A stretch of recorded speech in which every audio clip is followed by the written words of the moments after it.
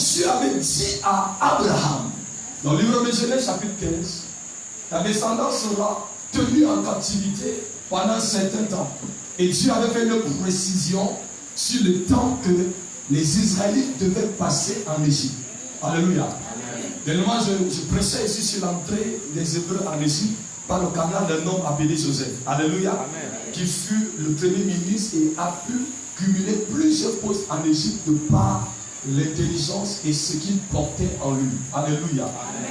Alors, plus tard, Joseph va mourir, mais cependant, le peuple hébreu qu'il avait amené dans cet endroit ont commencé autant pour moi à se multiplier, à se répandre sur la surface de la nation égyptienne.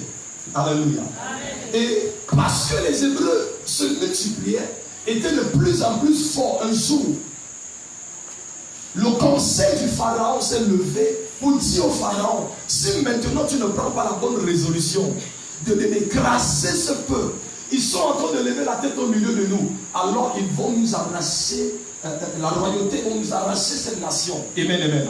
C'est comme ça qu'Israël a commencé à se retrouver oppressé, esclaves dans un pays où ils sont partis avec des sons d'allégresse, avec joie. Alléluia. Joseph n'étant plus le pharaon qui avait investi Joseph sur le trône, amen, amen, n'étant plus, la vie de tout Israël a basculé. Est-ce que je parle à quelqu'un? Et cette histoire s'identifie à ton histoire. Parce qu'un jour, quelque chose s'est passé dans ta vie et ta vie a basculé. Il y a des gens ici qui se sont retrouvés, qui se retrouvent en train de vivre certaines situations qu'ils n'avaient jamais décimées, qu'ils n'avaient jamais caricaturées, qu'ils n'avaient jamais écrit, qu'ils n'avaient jamais imaginé un jour qu'ils pouvaient se retrouver dans cette situation. Est-ce que je parle à quelqu'un? Mais la bonne nouvelle, c'est quoi? C'est que le malheur, même après avoir donné sa vie à Jésus, peut atteindre celui qui a donné sa vie à Jésus, mais Dieu finira toujours par en délivrer. Est-ce que je suis en train de parler à quelqu'un? Et je reste convaincu, puisque ça avait été annoncé avant, dans le livre de Genèse chapitre 15, que ce peuple sera asservi. Mais Dieu a fait des précisions. Il a dit, ils seront esclaves pendant 400 années. Mais lorsque je relis dans le livre d'Exode, ce peuple n'a pas seulement fait 400 années, ils ont fait 400 plus 30 années. Et je me suis posé la question de savoir, qu'est-ce qui s'est passé? Est-ce que Dieu est un Dieu qui se trompe dans les dates, dans les prophéties, dans les paroles? Mais Dieu ne se trompe pas. Est-ce que je parle à quelqu'un? Le problème ici, c'est quoi? Le peuple d'Israël dans cet endroit, ils se sont habitués à la souffrance. Ils ont appris à rationaliser. Et ils se sont dit ce qu'ils étaient en train de vivre était certainement normal. Et plusieurs personnes vivent la souffrance prolongée. Parce qu'ils se sont dit, je ne suis pas le premier à souffrir comme ça. Dans ma famille, mon père a souffert comme ça. Dans ma famille, ma mère a souffert comme ça. Dans ma famille, mon oncle, ma tante a souffert comme ça. Je suis venu dire à quelqu'un, si les autres n'ont pas réussi dans ta famille, toi tu es obligé de réussir. Peut-être que la situation dans laquelle tu te trouves, tu es déjà en train de te plaire, en train de t'habituer. Et c'est ce qui était le problème d'Israël. Ils se sont dit c'est normal. Regarde le voisin, dit c'est pas normal. Je veux dire à quelqu'un ici, ce que tu vis là n'est pas normal. La sécheresse prolongée là n'est pas normale. Le Seigneur prolongé là n'est pas normal. La pauvreté là n'est pas normale. La stagnation là n'est pas normale. Le célibat là n'est pas normal. La maladie là n'est pas normale. Tu dis à même chose en disant c'est pas normal. Est-ce que je parle à quelqu'un? Arrête de rationaliser. Parce que quand je prends ma Bible au livre de Jérémie chapitre 29, je crois qu'il dit, je connais les projets que j'ai formés pour vous. Ce que Dieu conçut pour toi, ce n'est pas ce que tu vis là. Il précise en disant projet de paix et non de malheur.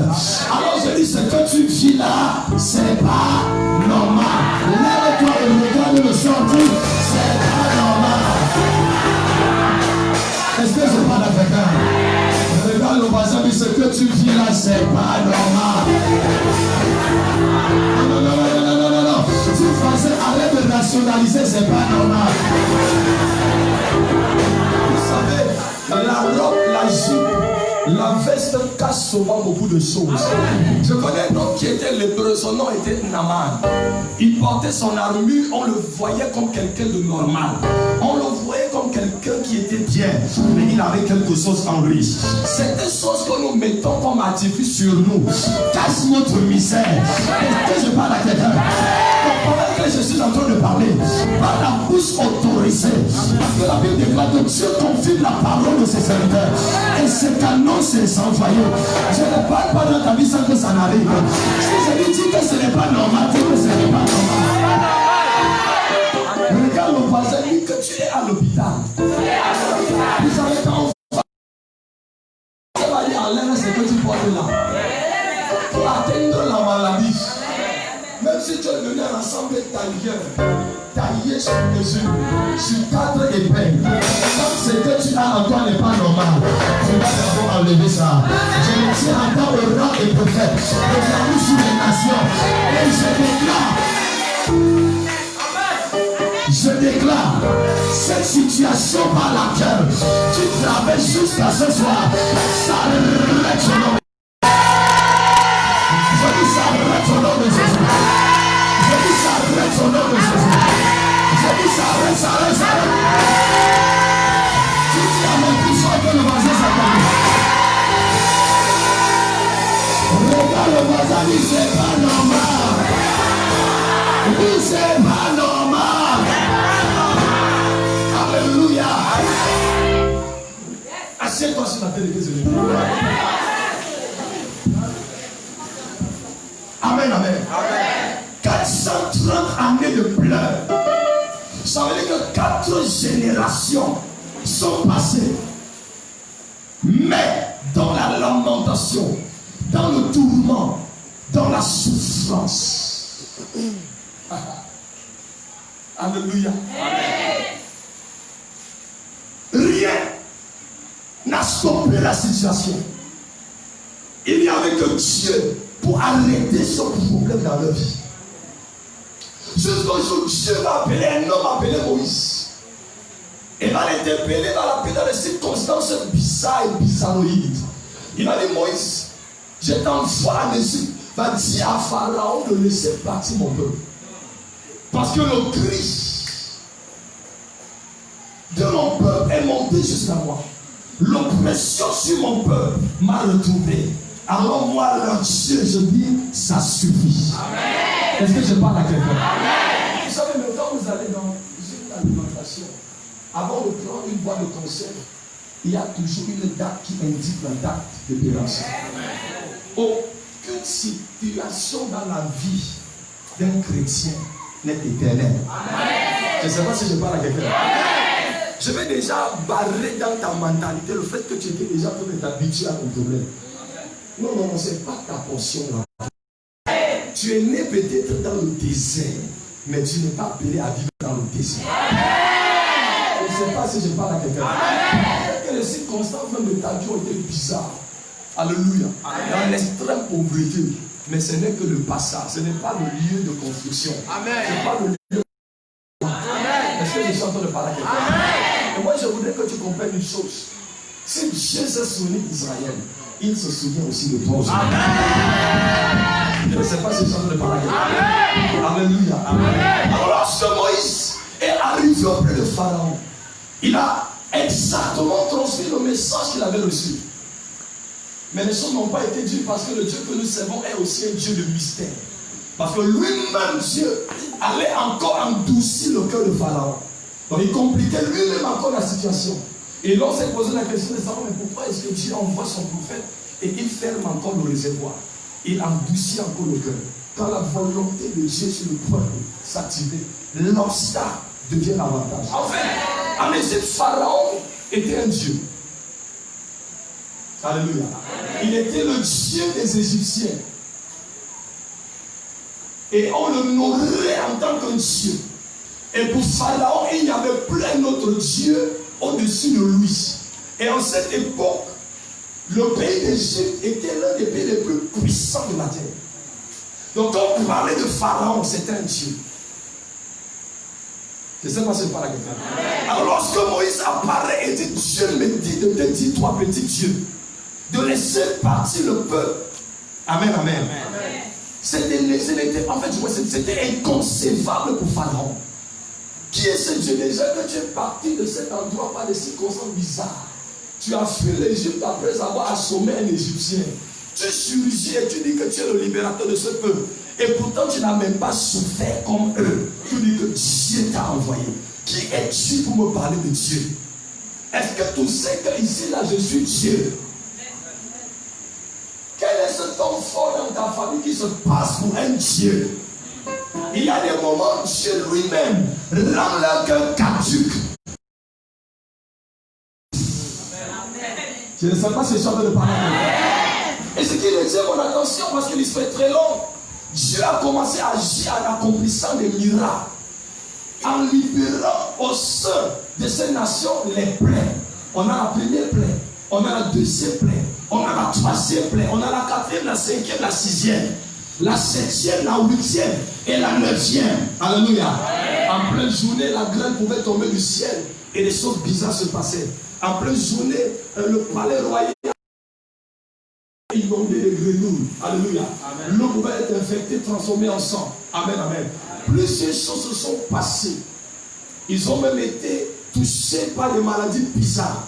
Mais même jusque-là, Pharaon n'a pas laissé partir le peuple d'Israël. Est-ce que tu sais que Satan est obstiné? Tu connais la valeur que tu as. Amen. J'ai sauvé la vérité de dire qu'un homme sans ennemi n'a pas d'avenir. Parce que tu vis sur cette terre sans ennemi. Et puis même, rectification. Un homme n'a pas d'ennemi, il a les adversaires. Qu'est-ce que Psaume 23 dit? Alléluia. Tu dresses une table en face. En face de quoi? En face de quoi? En face de tes adversaires. Quand on parle d'adversaire ici, c'est ces gens-là qui ont dit que tu montes, tu descends. Ta vie ne changera jamais. Ils ont tracé par terre, ils soufflaient, on dit tu montes, tu descends, rien ne va s'arranger dans ta vie. Et à un certain moment, Dieu lui-même se charge de dresser la table. Qu'est-ce qui peut parfois souvent créer cette opposition? Dieu lui-même est le seul qui ouvre, est le seul qui fait. Amen. Alléluia. Neuvième plaie, Pharaon n'était pas prêt à baisser la garde. Il y a même un moment, il a appelé Moïse, il dit prenez et partez. Alléluia. Amen. Mais après, il se lève en plein milieu de la nuit, il dit que non, vous ne bougez pas. Malgré les plaies, malgré ce qui se passait, malgré le fait que les eaux étaient infectées et que personne ne pouvait consommer de cette eau, il disait toujours, vous ne partez pas. Alléluia. Qu'est-ce qui justifie qu'après les impositions des mains, quelqu'un dit, les prières prolongées, les prophéties, tu as même déjà reçu tout son imposition de mon point d'avoir la calvitie spirituelle. Tu es tombé 3 fois et demi à un programme. Et lorsque tu es parti, prolongation de souffrance. Rien ne s'était passé. Qu'est-ce que Dieu attendait pour laisser partir ce peuple? Pour obliger l'ennemi d'Israël, amen, amen, de laisser partir ce peuple. Il y a des moments parfois, le voisin te voit sortir pour aller à l'église et il dit, mais depuis que tu as donné ta vie à votre Jésus, là, qu'est-ce qui a changé? Il te regarde, il a envie de te mépriser.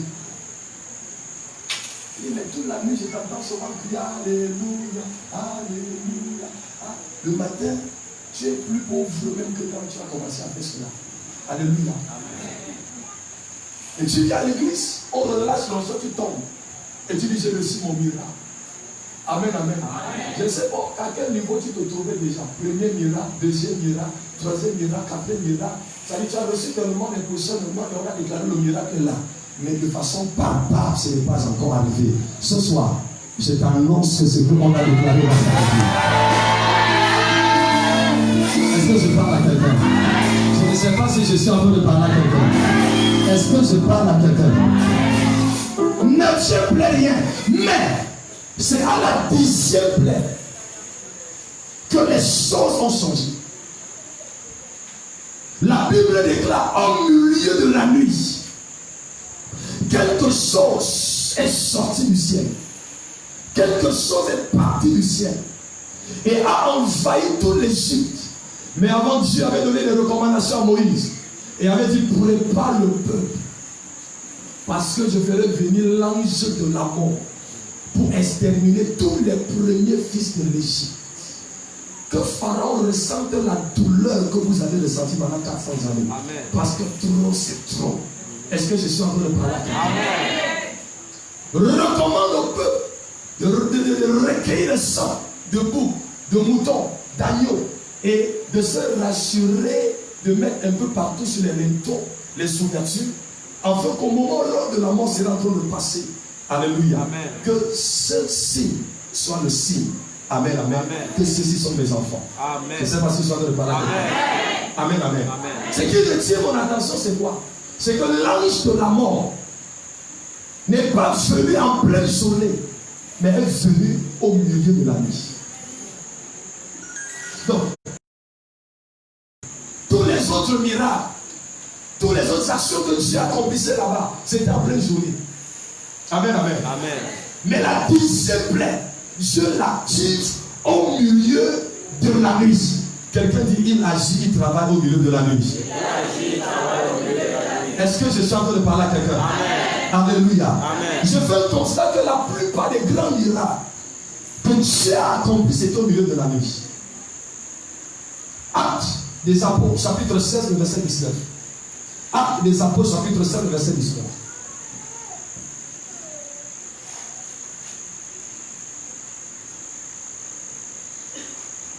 Acte 16, verset 19. Les maîtres de la servante, voyant disparaître l'espoir de leur gain, se saisirent de Paul et de Silas et les traînèrent sur la place publique devant les magistrats. Ils les présentèrent aux prêteurs en disant, ces hommes troublent notre vie. Ces hommes troublent notre vie. Ce sont des Juifs qui annoncent des coutumes qu'il ne nous est permis ni de recevoir ni de suivre, à nous qui sommes romains. Le verset 27. Verset 27.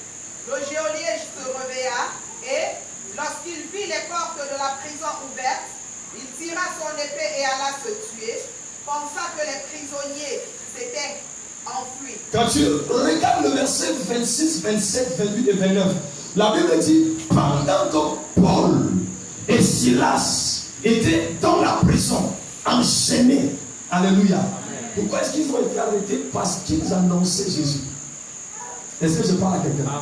Ils ont exposé les actions d'une femme bizarre qui était possédée d'un esprit de python. Amen, amen, amen. Finalement, on va les conduire en prison où ils seront en captivité pendant des moments. Mais ce qui retient mon attention, c'est quoi la Bible dit? Pendant qu'ils étaient en prison, ils étaient en train de chanter. Au milieu de la nuit, quelque chose s'est passé. Les portes de la prison se sont ouvertes au milieu de la nuit. La question que je m'avais te poser, pourquoi Dieu a attendu seulement le milieu de la nuit? Je ne sais pas si je parle à quelqu'un. Matthieu chapitre 25. Ici nous avons l'histoire des 10 vierges. On parle des 5 folles et des 5 sages. Et je pense tout à l'heure ici, quelqu'un l'a cité, je pense que c'est la servante de l'Éternel qui l'a cité. Est-ce que je parle à quelqu'un? Amen. Amen, amen. Amen. Alléluia. Amen. Alors tous les 10 étaient réunis quelque part. Et ils attendaient l'arrivée de l'époux, qui devait se manifester à une certaine heure. Mais l'époux n'avait pas dit à l'heure qu'il devait venir. Matthieu 25, le verset 1 à 10. Le verset 6 dit quoi, ma fille? 6, verset 6. Verset 6. Oui. Au milieu de la nuit. Au milieu de la nuit. On cria. Voici l'époux. Voici l'époux. Allez à sa rencontre. Pourquoi est-ce que Dieu veut agir toujours au milieu de la nuit? Que nous représente le milieu de la nuit? Pourquoi est-ce que l'ange de la mort qui devait détruire les premières filles de l'Égypte n'est pas descendu à 12 heures, mais a décidé de venir au milieu de la nuit? Le milieu de la nuit de quelqu'un, c'est maintenant. Amen. Prends aussi Ruth chapitre 3. Ruth chapitre 3, le verset 1. Ruth chapitre 3. Ruth chapitre 3, verset 1. Naomi, sa belle-mère, lui dit, ma fille, je voudrais assurer ton retour heureuse. Le verset 8 dit quoi? Verset 8. Au milieu de la la nuit. Au milieu de la nuit. Quelqu'un dit milieu de la nuit. Oui. Cet homme eut une frayeur. Il se pencha et voici, une femme était couchée à ses pieds. Une femme appelée Ruth. Alléluia. Amen. Ayant perdu époux, a simplement pris le conseil de sa belle-mère. Alléluia. Amen. Et il était question qu'elle suive simplement la lettre des instructions. Et par son humilité, après le conseil de sa belle-mère, elle est allée se coucher non loin d'une personne qui devait changer sa vie. Son nom était Boaz. Alléluia. Amen. Toute la journée, Boaz avait vu cette femme. Il a vu Ruth, il n'a rien fait. Est-ce que je parle à quelqu'un? Il n'avait pas levé le pouce. Il a bien apprécié, décidé de ce qu'elle devait devenir la venue de Ruth. Amen, amen. Mais la Bible déclare au milieu de la nuit, c'est comme si le voile qui sont tombés. Et il s'est rendu compte que celle qui était couchée à côté était sa femme. Je ne sais pas si je parle à quelqu'un. Est-ce que tout ce que Dieu préfère agir au milieu de la nuit? C'est donc quoi le milieu de la nuit? Le milieu de la nuit, parce qu'on parle de la nuit, certainement, comme nous sommes en ce moment dans la nuit, et tu penses qu'on va attendre minuit pour voir Dieu agir dans ta vie. Le milieu de la nuit ici n'est pas symbolisé par la nuit que tu vois en ce moment. Alléluia. Amen. Mais le milieu de la nuit, amen, amen, c'est le niveau de souffrance atroce que tu vis. C'est quoi le milieu de la nuit? Tous nos voisins disent, c'est quoi le milieu de la nuit? C'est quoi le milieu de la nuit? Amen, amen. Parce que le milieu de la nuit ici, pendant que je parle de façon culturelle, c'est symbolique. Alléluia. Amen. Mais le milieu de la nuit, pour ceux qui prennent des notes, symbolise les difficultés de la vie. Quelqu'un dit amen. Amen. Le milieu de la nuit ici symbolise des problèmes atroces.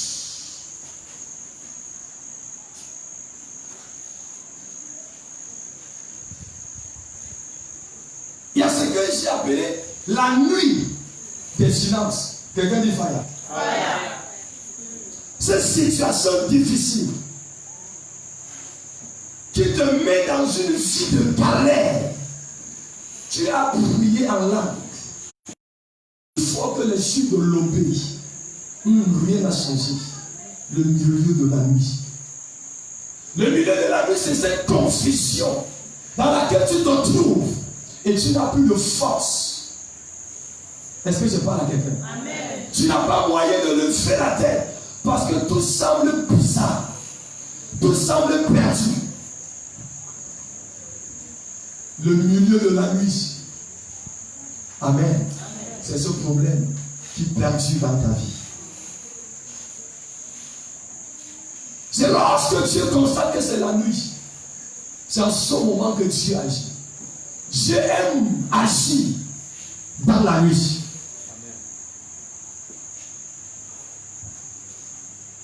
Alléluia. C'est lorsque Dieu se sent interpellé par une situation qu'il se présente.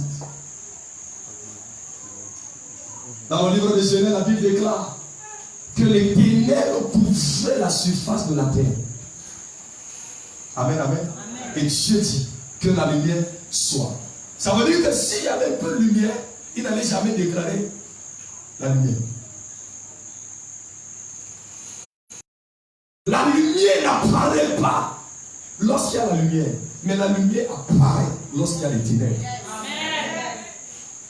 Et pendant que je parle ici, tout et chacun ici, chacun a son petit niveau. Alléluia. Amen. Connaît une fine partie des ténèbres dans sa vie, où tout est confus, il ne voit pas clair. Malgré son jeûne de Esther, son jeûne de David, son jeûne de Moïse, son jeûne de Salomon, son jeûne même de l'âne. Parce qu'on sait que c'est l'âne qui a jeûné 40 jours et 40 nuits. Alléluia. La chose reste compliquée. Le milieu de la nuit, c'est cette situation. Pourquoi est-ce que Dieu agit toujours au milieu de la nuit?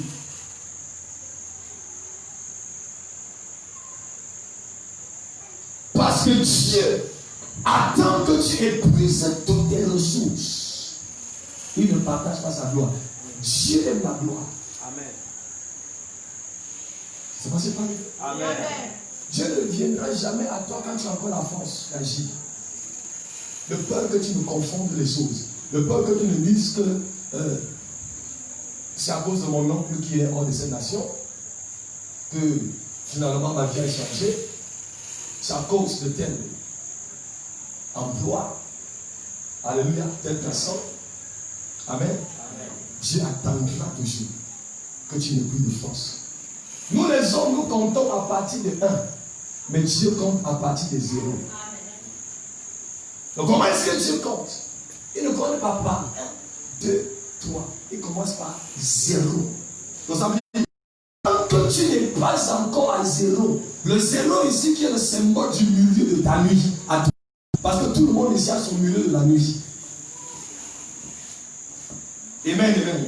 Dieu ne se présente pas pour se tenir au devant, pour que le 0 qui est derrière et lui devant 1, ça donne combien? 10. Il dit du fumier, il retire l'indigent. L'indigent se retrouve à terre. C'est le milieu de la nuit. Quelle est la situation par laquelle tu vis en ce moment? En fait, tu t'es rendu compte que tu es déjà accompagnateur dans les églises. C'est-à-dire que tu n'es que là pour accompagner les autres qui auront le témoignage. Toi, tu n'as jamais de témoignage. Donc quand tu viens comme observateur, admirateur, regardeur. Alléluia, amen. Dieu a fait dans ma vie. Gloire à Dieu pour ta vie, sister. Et toi, ton jour va arriver quand? Amen, amen. Le milieu de ta vie, c'est maintenant. Amen. Donc après cette soirée, alléluia. Amen. Cette nuit qui a duré, qui a perduré, le soleil. La Bible déclare qu'il est le soleil de la justice. Ce soleil de la justice doit briller dans ta nuit. Afin de justifier aussi ta cause. Est-ce que je parle à quelqu'un? Je me tiens ici là. Je m'agenouille sur l'onction sur ma vie. Et je déclare, quelle que soit la nuit qui a duré, qui a été prolongée, je mets un feu à ça au nom de Jésus. Je mets un feu à ça au nom de Jésus. Je mets un feu à ça au nom de Jésus. Lève-toi et tu dis amen.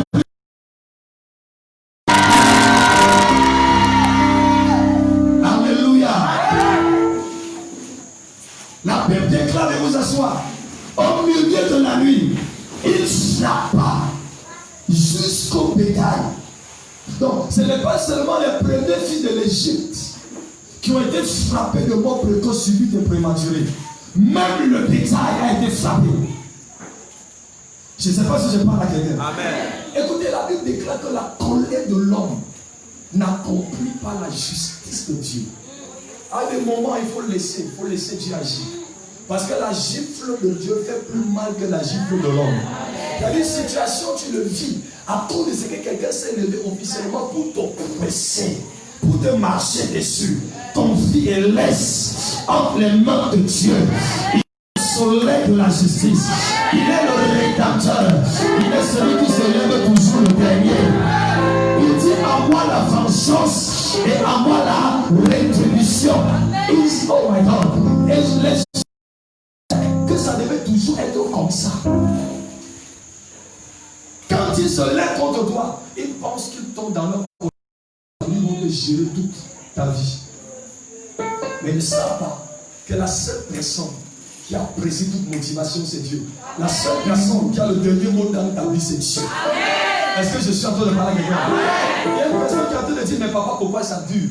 Écoute, le silence de Dieu n'est pas synonyme de son absence, mais c'est le deuxième signe de sa présence. Si Dieu dans le silence, c'est parce qu'il prépare quelque chose de bizarre à mes ennemis.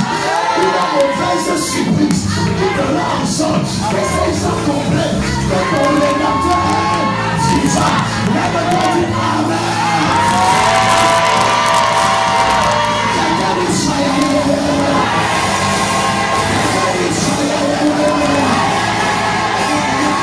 Je parle à quelqu'un. Je ne t'ai pas oublié. Il ne t'a pas donné le dos. Je suis la personne personne qualifiée pour te le dire. Ce n'est pas ce que ton père, ta mère, ta soeur, ta petite soeur, ton grand frère, ton oncle, ton cousin te dit qui a de la valeur. Tu n'es pas ce que l'on dit que tu es, mais tu es ce que tu es. Tu es. Pourquoi ça donc duré? Ça a duré parce que tu as voulu que ça dure. Et pour toi tu penses que ça a duré. Et pour Dieu il dit qu'un jour voulait comme et il a voulu comme. Arrête de m'inquiéter. J'ai souvent l'habitude de dire il y a des bénédictions en bois, il y a des bénédictions en diamant. Si ton frère a reçu avant toi, pour lui se le voir. C'est tout chien là. Oh.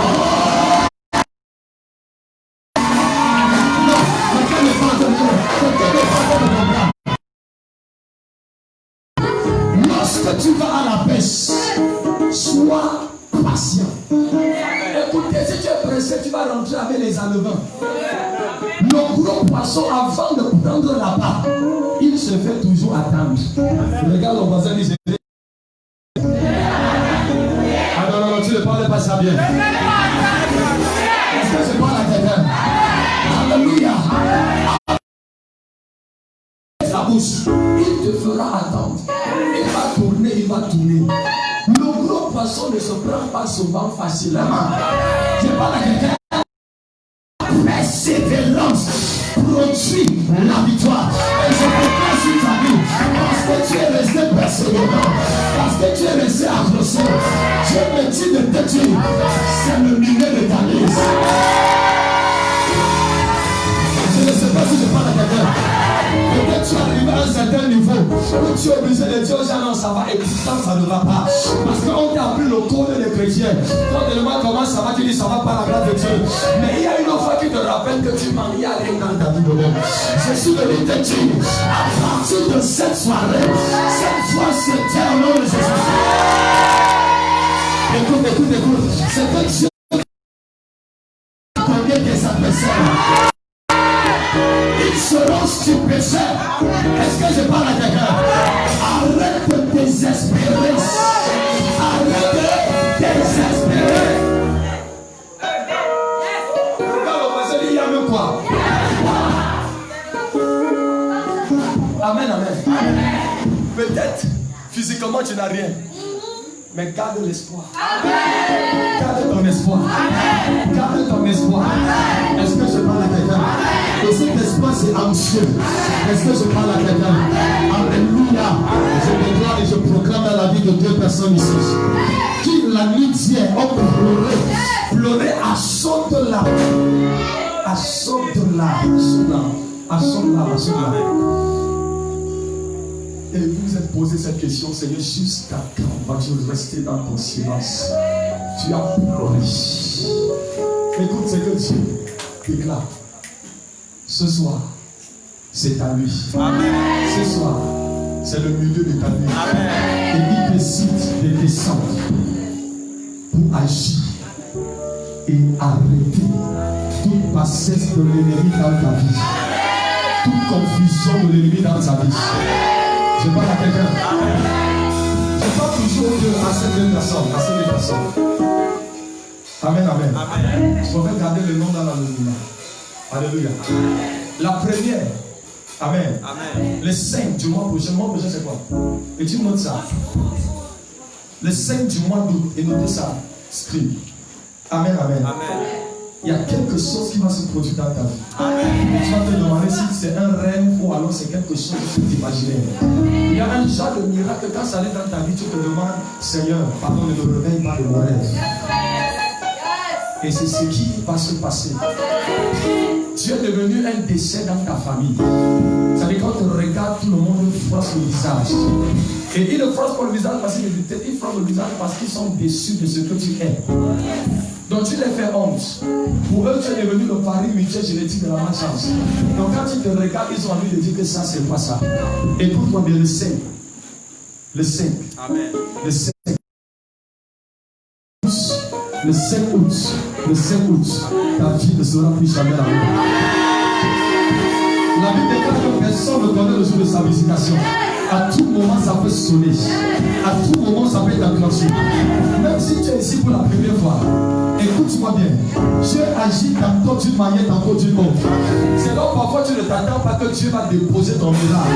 Et ceci va dépendre de ta connectivité, de ta connexion, de l'ouverture de ton cœur pour recevoir. Je ne sais pas si je parle à quelqu'un. Je connais 3 hommes. Amen, amen. Ils n'étaient pas simplement des simples hommes ordinaires, mais ils étaient malades, ils étaient lépreux. Lépreux de la société. Ils se sont retrouvés dans une frontière, là où il n'y a pas d'eau, il n'y a pas de nourriture. Mais ne savaient pas que ce jour était un jour spécial. Ils ont pris la bonne décision de se connecter en allant au village d'en face, à la ville d'en face, le camp de la Syrie. Et la Bible déclare, parce qu'ils ont pris le risque, ils ont mis la foi en eux, ils l'ont porté comme un bouclier. Dieu a transformé leur pas en bruit de char. Je déclare cette saison-ci, c'est la saison.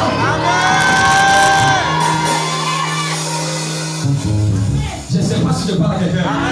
La deuxième. Quelqu'un dit deuxième. Quelqu'un dit deuxième. Quelqu'un dit deuxième. Après le mois d'août, c'est quel mois? Septembre. Je vois 18 septembre. 18 septembre. Peut-être que tu pensais que le genre de choses là ne pouvait plus t'arriver. Amen. Amen. Quelque chose d'excellent. Je parle à quelqu'un. Amen. Et écoute-moi bien. Il ne fera pas comme l'autre qui est parti à faire. J'ai dit quoi? Il ne fera pas comme le dernier avant celui qui vient là. Il ne fera pas comme ça. Alléluia. Et puis, ne le regarde pas, parce que je te donne clairement et je parle directement à la personne. Amen. Donc, si tu ne comprends pas, ce n'est pas pour toi. Et ça, tu es obligé de comprendre. Tu veux comprendre ce qui n'est pas pour toi, pourquoi? Le prophète parle sur les bizarres. C'est ça les énigmes. Amen, amen. Donc, laisse-moi te dire, toi, ma fille, tout le monde n'est pas comme l'autre qui est parti. Celui qui vient là, que je vois là. Amen. Non. Tu ne prends assez de temps pour trouver un homme qui va avec lui. Est-ce que je parle à quelqu'un? Parce que par lui, dans ta vie, quelque chose va se passer. Amen. Je vois un homme meilleur pour toi. Je vois un homme meilleur pour toi. Celui qui est parti, en fait, du moins, il ne te mérite pas. Laisse. Amen. Ça vient. Attrape ça vient. Parce que Dieu dit c'est le milieu de ta vie. Est-ce que je parle à quelqu'un? Quelqu'un dit fire. Quelqu'un dit je reçois. Je reçois. Assieds-toi sur la tête de tes ennemis.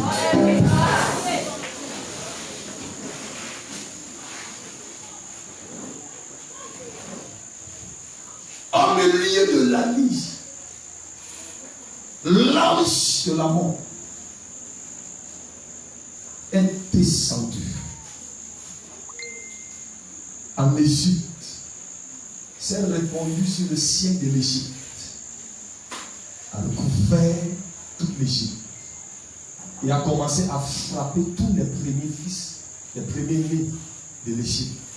Au même moment en Égypte, alléluia, il y avait de la consternation.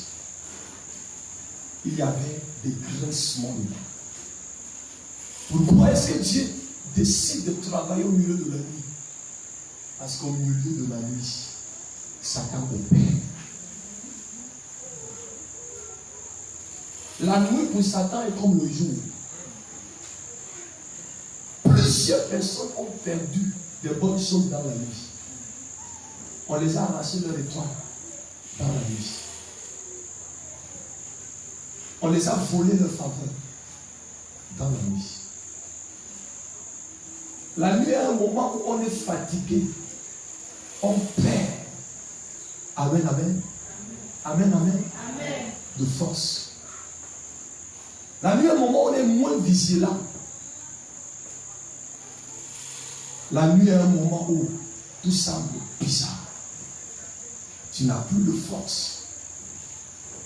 Et l'ennemi pense qu'en ce moment-là, il doit utiliser ce moment pour t'achever. C'est là où Dieu surgit, c'est là où Dieu paraît. Il dit ça suffit. Alléluia. Le peuple d'Israël, malgré ce que Dieu avait déjà fait complet. Amen. Soit arrivé à un niveau, ce sont des Moïse. C'est même comme si ta prophétie est venue ajouter des problèmes dans nos vies. Il y a des personnes qui ont l'impression que depuis qu'ils prient, leurs problèmes ont augmenté. Il y a même des personnes qui vont dire, papa, c'est comme si quand je jeûne même, après, les problèmes s'activent encore. En fait, alléluia, Dieu permet certain nombre de choses pour te pousser dans la nuit. Parce qu'il veut déjà agir en toi. J'aimerais que tu deviennes ce genre de chrétien qui sait lire les situations et profiter dans les situations. Est-ce que je parle à quelqu'un? Parce que c'est pendant qu'il y a des situations que ta foi est validée. Ce n'est pas quand tout va bien que ta foi est validée. C'est quand tu passes par des moments difficiles et tu dis, Seigneur, quel que soit ce que je vis là, je ne vais pas t'abandonner. Je ne vais pas te laisser. Je ne vais pas tourner le dos. Que Dieu agit. La foi du croyant n'est pas validée quand tout est bien dit. Quand il a un peu dans la poche, mais ta foi est validée quand tout est consternation. Est-ce que je parle à quelqu'un? Malgré cela, le peuple croyait toujours qu'il y avait un Dieu quelque part. Je suis une deuxième personne, il y a un Dieu quelque part. Amen. Ton histoire peut remplir plusieurs livres. On peut me le mettre dans la Torah parce que c'est tellement long que si tu commences à raconter, alléluia, la lumière du jour va le retrouver ici. Les peines et les déploiements que tu as connus, la trahison et la souffrance, le rejet. Amen, amen. Mais laisse-moi te dire, tu n'as pas besoin de le raconter. Mais ce que tu dois faire maintenant, comme ta vie, c'est lever les yeux de la montagne. Parce que le milieu de la nuit, c'est maintenant. Dieu veut ajuster tes voies et annuler la résolution du conseil satanique dans ta vie. Maintenant, la seule personne qui est capable de valider l'ange de la mort dans le camp de tes ennemis, c'est toi, par ton attitude. Je ne sais pas si je parle à quelqu'un. Je n'ai pas l'habitude de dire qu'il y a plusieurs sortes d'ennemis. Parce qu'en Égypte, là, il était question que Dieu tue. Hein? Il était question que Dieu fasse quoi? Que Dieu tue. Est-ce que tu sais qu'il y a des gens qui doivent mourir? Amen. Pour que tu t'asseyes sur ta chaise. Amen. Tu sais ça? Il y a des gens qui doivent disparaître. Et c'est pour cette raison que je parle souvent de trois sortes d'ennemis. Trois sortes d'ennemis. Premier ennemi, alléluia, les ennemis moqueurs. Ceux qui passent le temps à se moquer de toi. Tu sors de la maison, on te voit avec une grosse Bible de 1900 Abraham. On dit, partout dans ces églises-là. Ils se moquent de toi tous les jours. Ces gens d'ennemis ne doivent pas mourir. Ennemis moqueurs ne doivent pas mourir. Alléluia. Ils seront là le jour où Dieu aura changé et restauré ta vie. La deuxième catégorie, c'est les ennemis comment? Je les appelle comment? Les ennemis. L'enseignement est fini. Les ennemis décorateurs. Il dit, il dresse une table. Et il ça veut dire que cela doit être là le jour de ton couronnement. Quelqu'un ne comprend pas. Et la troisième catégorie, je les appelle les ennemis assassins. Ça veut dire tous les jours, se lève le matin, prend la poussière, il dit que tu vas me passer par le corps. C'est waouh! Sur ta photo tous les jours,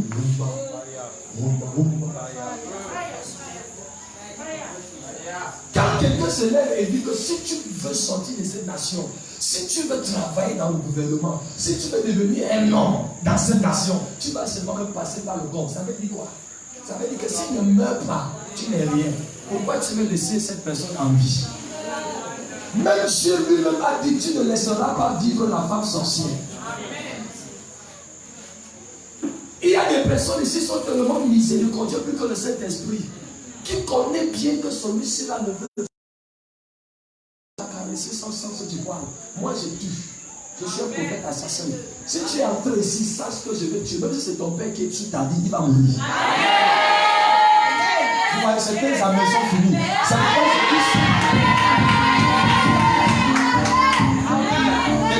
écoute-moi. Ne gêne pas le voisin. On n'avait pas les mêmes problèmes. Quand tu souffres, il n'est pas là. Si celui-ci il va te dire Asia n'arrange pas. Est-ce que je parle à quelqu'un? Il y a des personnes, parfois j'ai envie de les jeter mon micro sur le visage. Ça veut dire tu souffres comme ça. À moins que tu as rationalisé. Si ton ennemi vient dans la journée, un ennemi assassin, Dieu t'a redonné son visage. Après confirmation du prophète. Il vient, je vais te demander de l'eau, donne de l'eau. Il boit. Si elle doit manger, donne à manger. Mais dans la nuit, quand il vient, il a vu que je donne encore de l'eau. Le feu là, tu envoies ça en vrai. Parce que quand il vient dans cette posture, il n'a pas de sentiment, il n'a pas amour, il ne vient pas pour amitié, il vient dans le but de te détruire.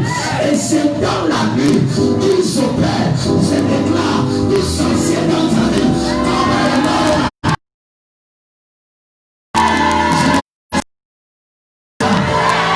Quel que soit le sorcier dans ta vie, son âme, je déclare tomber.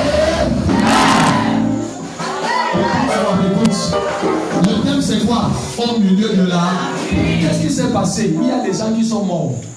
Il y a des gens qui doivent mourir. Amen. Donc on ne donne pas le thème par fantaisie. Dieu ne se révèle pas juste par fantaisie. Il y a un but à la terre. Est-ce que je parle à quelqu'un? Je ferai une prière dangereuse ce soir. Mais écoute, j'espère que tu n'es pas. Ça veut dire que si c'est toi qui oppresses plutôt ton frère et tu es ici à train de dire Amen, le feu va te prendre. Parce que les plus grands sorciers sont à l'église. Quand on dit fire, il te dit fire. Et pourtant, c'est lui-même qui vient avec le bouche de lui dans la nuit. C'est lui-même, c'est lui qui assure le service traiteur des repas nocturnes. Et il danse avec toi à l'église. Et pourtant, si à ton voisin, j'espère que ce n'est pas toi. Dis voisin, j'espère que tu n'es pas à l'origine. Est-ce que je parle à quelqu'un? Dis j'espère que tu n'es pas à l'origine de mes souffrances. Parce que les chrétiens viennent envoyer le feu. Holy Ghost, fire. Holy Ghost, fire. Holy Ghost, fire. Holy Ghost, fire. Mais laisse-moi te dire que tu es juste. Fire. Fire. Fire. Si toi-même tu es un genre, fire. Fire.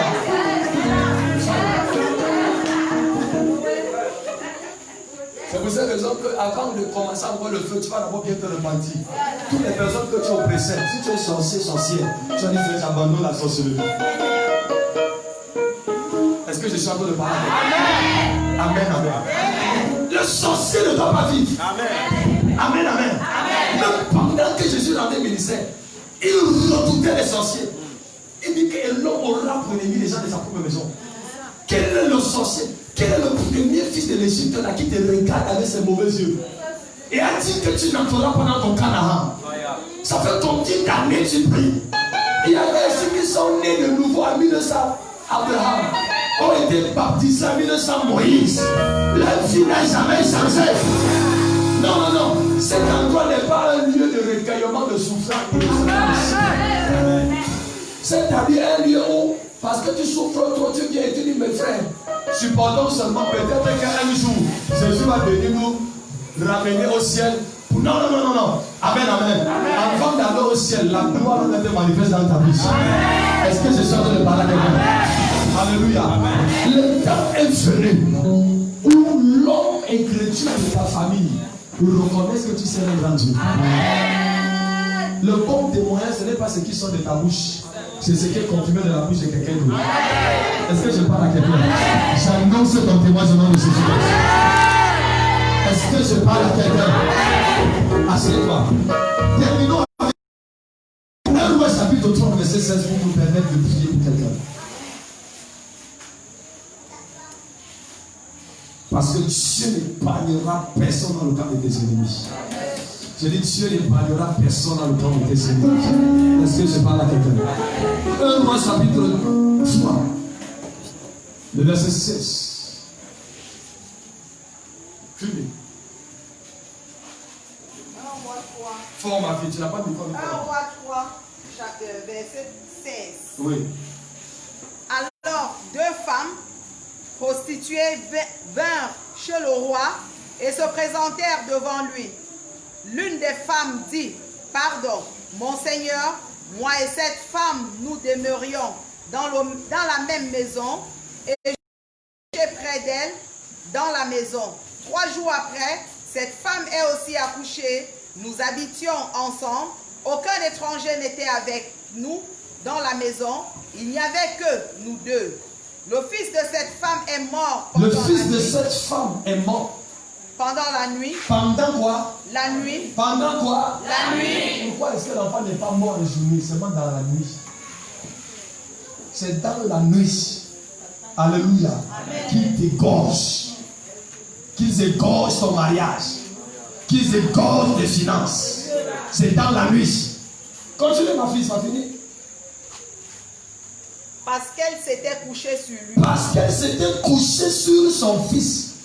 Elle s'est levée au milieu de la nuit. Elle s'est levée à quel moment? Au milieu de la nuit. Non, peut-être c'est pas ça dans ta vie. Elle s'est levée à quel moment? Au milieu de la nuit. Pour faire quoi, ma fille? Elle a pris mon fils à mes côtés. Elle a échangé. Elle a pris mon fils. Tandis que ta servante dormait, et elle l'a couché dans son sein, et son fils qui était mort, elle l'a couché dans mon sein. C'est dans la nuit qu'on vole ton étoile. C'est dans la nuit qu'on vole tes grâces. Quand tu tombes, c'est là où ils apparaissent. Il y a les oiseaux de nuit. Amen, amen. Satanique. Mais cette nuit, ces oiseaux de nuit, amen, amen, seront rencontrés par l'aigle. L'aigle royal. C'est pas si je ne parle pas. Voilà 2 femmes qui sont en train de dormir. L'autre, je ne sais pas quel genre de sommeil, et finit par bien dormir sur son enfant. Parce qu'apparemment, son sommeil n'est devenu paisible que sur son enfant. Et au milieu de la nuit, elle se réveille, constate que l'enfant a rendu l'âme. Je ne vais pas rentrer dans tout trop de détails. Mais ce qui a attiré mon attention, c'est que tout ça, c'était au milieu de la nuit. L'autre aussi est en train de dormir profondément. Il est vrai qu'elle faisait attention de ne pas dormir sur sa bénédiction, mais elle était quand même assoupie. Elle était fatiguée. Elle était épuisée. Et dans cette fatigue de la nuit, l'autre femme a récupéré son enfant, a remplacé par l'enfant le cadavre. Est-ce que tu sais que c'est quand tu dors qu'on prend ce qui est bien et on te donne ce qui est bizarre?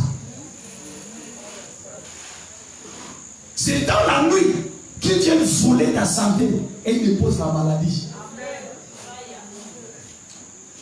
Pourquoi est-ce qu'on a donné ce nom, ce titre, couche de nuit? Et pourtant, même dans la journée, certaines personnes les couchent. Parce qu'en fait, l'affaire a commencé dans la nuit.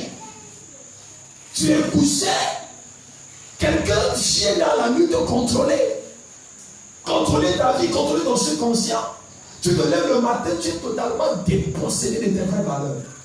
Tu es totalement vide. Il y a des personnes qui dorment bien dans la nuit, avec leur richesse, avec leur gloire. Mais au petit matin, les sorciers opèrent beaucoup plus dans la nuit que dans la journée. Et dernièrement, lorsque je prêchais sur le fonctionnement des sorciers et tout ça, je donnais même les heures. C'est pourquoi en fait un enfant de Dieu doit avoir les heures de prière dans la nuit. Tu ne dois pas simplement dormir, ronfler comme une locomotive embrouillée et te lever à 6 h du matin pour dire que tu vas réclamer. Parce que c'est dans la nuit qu'ils opèrent. Tu te lèves à 6 h, ils sont même déjà rentrés dans leur maison, ils se sont déjà réveillés. Est-ce que tu sens de parler à quelqu'un? Qu'est-ce qu'on t'a volé dans la nuit? Les finances? Aujourd'hui, ta main est sèche dans la nuit. Qu'est-ce qu'on t'a fait manger dans la nuit? De sorte que tu ne peux pas concevoir. Parce qu'à la place de l'enfant, là où l'enfant doit se former, ils ont déposé des maladies bizarres et bizarroïdes. Les kystes, les fibromes, les myopes et tout ça. Et tu es en train d'aller à la fleur de l'âge, sans enfant. Qu'est-ce qui s'est passé dans la nuit? Aujourd'hui, c'est la nuit. Et je vous annonce que parce que c'est la nuit. Non. Ce qui t'a été volé dans la nuit, c'est que tu retrouves Jésus.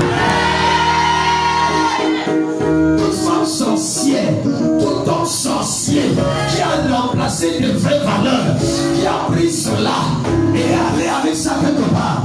Est-ce que je parle à quelqu'un? Ceux qui sont issus des familles polygamiques, est-ce que vous savez que c'est au milieu de la nuit que ta épouse sorcière opère, vole, capture, arrache l'étoile, la sagesse, le bonheur de tes enfants et va déposer ça sur. Vous allez voir dans des familles comme ça. Amen, amen. C'est le même père. Mais tu te demandes pourquoi les enfants de la première femme sont son loulou. L'aîné fait honte. Le dernier fait pitié. Je sais pas, c'est pas quelqu'un. C'était comme si toute la malédiction du Cameroun a seulement atterri dans cette famille. Mais tu regardes de l'autre côté. Amen, amen. Les enfants brûlent là-bas. Je sais pas quelqu'un. Le gouvernement les voit installés dans les postes. Qu'est-ce qui s'est passé? Il y a une interruption. On a enlevé. Et pour qu'ils arrivent à ce niveau, il faut le réseau. Aujourd'hui, il y a le bon réseau. Donc, toute chose bizarre par le réseau satanique qui a été enlevé dans ta vie, il y a le bon réseau pour le transférer dans ton vie. Donc, tu n'es pas en train de comprendre cela. Tout ce qu'on a pris par le réseau satanique, moi je me laisse maintenant une fibre optique prophétique. Non, je n'ai pas en train de comprendre ça. Non. J'installe la fibre optique, j'enclenche le réseau multiprophétique et je te connecte au réseau.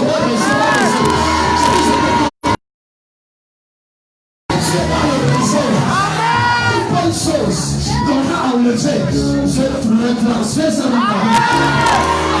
Ton voyage, je le transfère. Ta finance, je le transfère. Ton emploi, je le transfère. Ton voyage, je le transfère. Ta santé, je le transfère. Tes enfants, je le transfère. Je le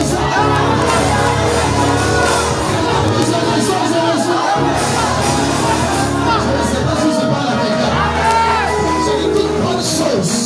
Comme t'as volé dans la cuisse, je te mets sous le réseau.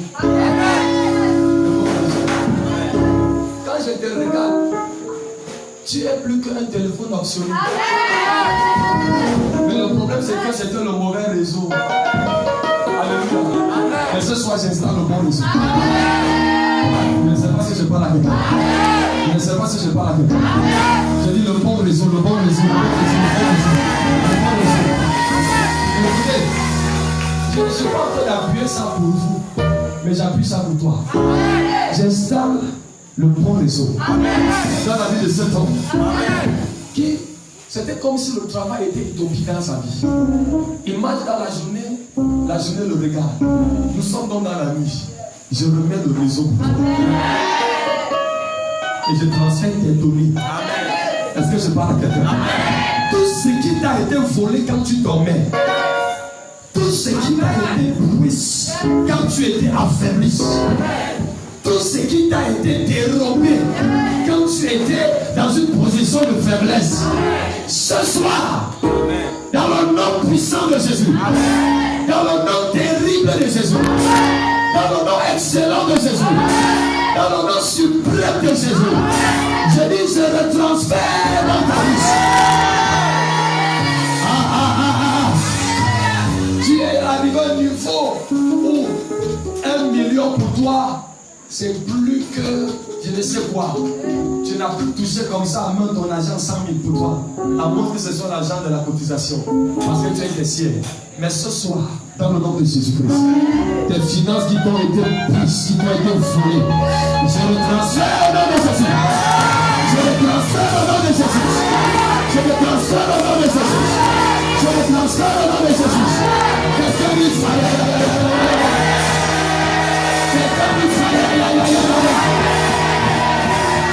c'est dans la nuit qu'on te prend ce qui a de la valeur. C'est dans la nuit. Mais ce soir, ça s'arrête comme ça. J'aimerais que là tu commences à dire merci au Seigneur. Pendant que j'aurais besoin de